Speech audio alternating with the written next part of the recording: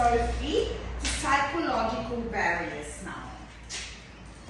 So, psychological barriers.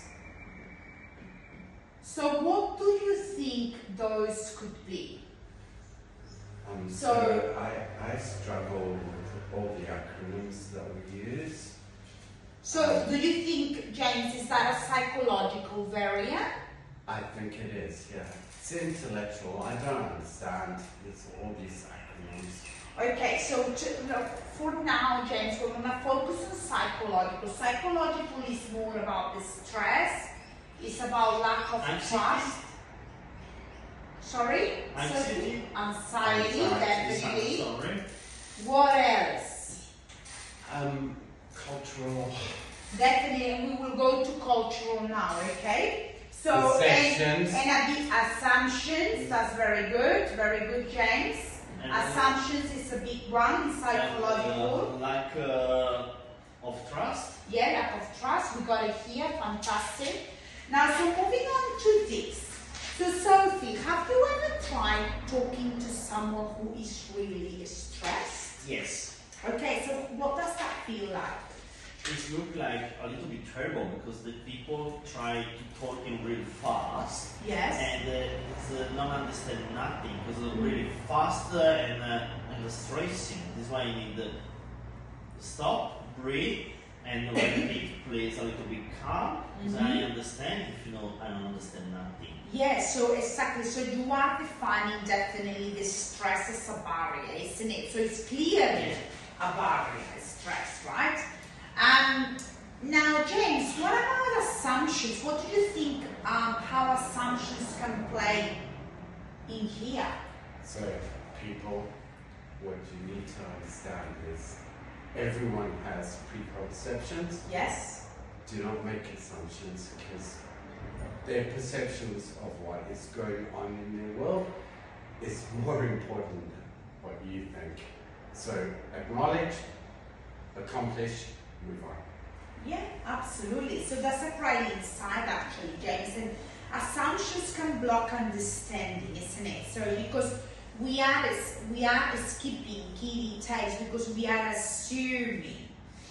Now let's role play. Sophie, you are distressed, you are very anxious, and James, you're gonna try to explain an important task to Sophie, okay? So let's see how this plays out. You both communicate with each other. Don't forget about the eye contact with each other as well. Hello. Hi. What? Alright, so here's where we're at. I have a deadline at 4 p.m.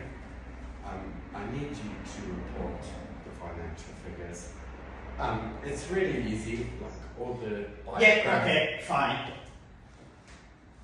all the biographical information is right there. All I need you to do is take a deep breath. Yeah, I understand. I just okay, fine. Okay, I'm just gonna catch you here. Fantastic. So, James, how did you feel? Tell me, how did you feel in that moment when she basically dismissed you? I have no faith that those financials are going through at all. I know I'm gonna do it. Okay, so you felt like your message wasn't passed through at all. It went nowhere. Exactly. So psychological state is how messages are received as well. So now, so how do we manage psychological barriers better? So you manage these through choose the right time. Definitely, it wasn't the right time for Sophie then, I would say. Really? Maybe she had something going on in her head. It wasn't really the right time. Now, show empathy. So probably what I would suggest, James, is maybe next time you actually empathize a little bit more with Sophie, because the first time she already told you, fine, whatever. So in that moment, rather than maybe asking her just breathe, you would go, Okay, I can see that you're really frustrated right now. I will chat with you a little bit later. Does that make sense, James? Sure. And avoid assumptions. Avoid assumptions. That's a big one. As you said before this, James, everybody comes with their own perspectives, their own intuition. So now let's move on to cultural barriers. Cultural. I think you're going to love this one here, James. Cultural barriers. So what are cultural barriers, James? What do you think they are? It's an understanding of a different world that you don't understand. So I'm from South Africa to Australia. Their laws, there's Y laws in Australia. The two don't match, and you need to find common ground. Yeah, absolutely. Great observation. And for you, Sophie, what do you think cultural barriers might be? I worked with someone from Germany who was very directly at first, and I thought they were being rude. So you thought they were rude? Yes. Yeah. But actually, they just begin action. So he was efficient, but you Yes. thought it was rude at the Yes. beginning. So that's exactly right. So that's exactly how cultural barriers work.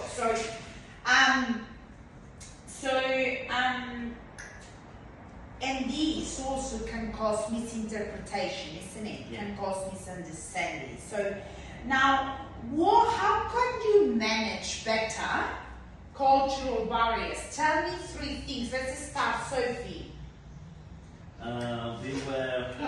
That not everyone communicate like you. Yeah, not everybody communicates in the same way.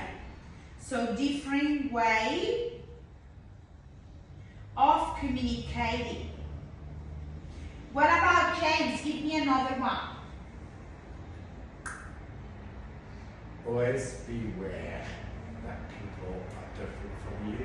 Be accepting, Yes. be understanding, Okay. and acknowledge. So be accepting and understanding. And acknowledge. And what about, guys? So I'm just gonna throw it out there. So what about humor? So be aware, realize that the expressions you have culturally don't necessarily matter. Do not use idioms, alliterations, synonyms, metaphones. Yeah, exactly right. So because this can create really confusion, conflict. And also, I might think in my own language, I might tell you a joke that is hilarious, but you would take it as a rude. Wow, how rude is she, isn't it? Yes. And for me, in my language, it might be probably hilarious. I can use words, but they don't explain. Yeah. In my language, it's incredibly insulting when I use your language, so be aware of that. Absolutely, yeah, absolutely. Okay, so after now, guys, and obviously we did have a really good session today. I would say that you have a good session Yes. today. Now let's take a few minutes to reflect individually, okay? So I'm just gonna give you some time to reflect individually. I would like you to answer these Got my couple mirror. of questions. I'll have to mirror to reflect. Yeah? And you will have time to reflect, James.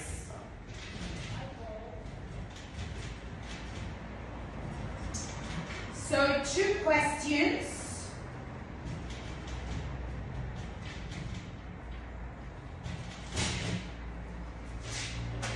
So the first one, and I really want you to think about it because we will be having a chat about it. Which communication skill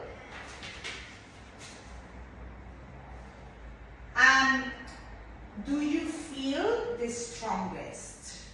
Sophia? Now you have 30 seconds each to think about it. You don't need to I answer don't need right to. now. Sophia? So have a think, James and Sophia, 30 seconds. Which communication skill do you feel the strongest? And while you think about that one, the second one is, which one do you want to Improve. focus improving? Is Michael here?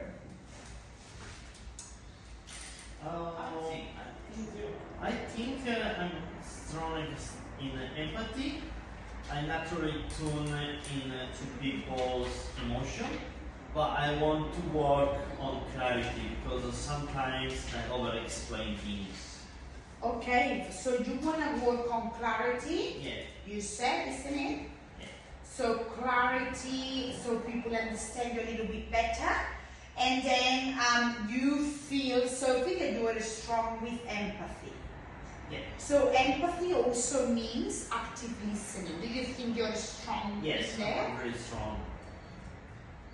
Now, James, let's go with you. What do you think you're the strongest at? I'm passionate in everything I do, and I hope I bring passion to everyone, and that's what drives people. Yeah, absolutely, James. So you would say you're passionate about your language? No, I'd say I care a lot about people. Okay, so a lot of empathy as well, again, isn't it?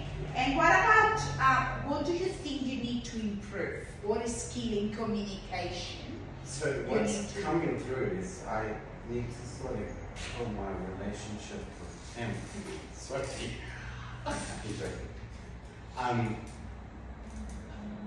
Probably not be that empathetic. Okay, so you mentioned that your strongest was empathy. Yeah, I need to. But go what back. about this one here? What about something that you really need to work on in communication? Do you feel like you assume lots of things and maybe you miss some key details while you're communicating?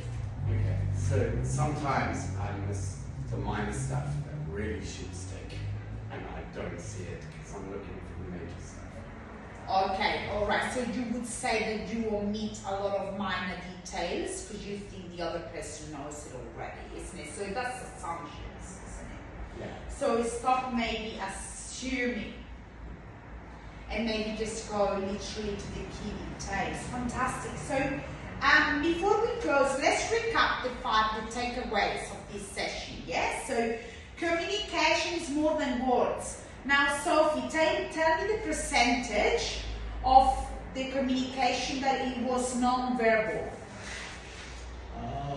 Sorry, probably 60%. 70%. 70%. Very good. So 70% is non-verbal.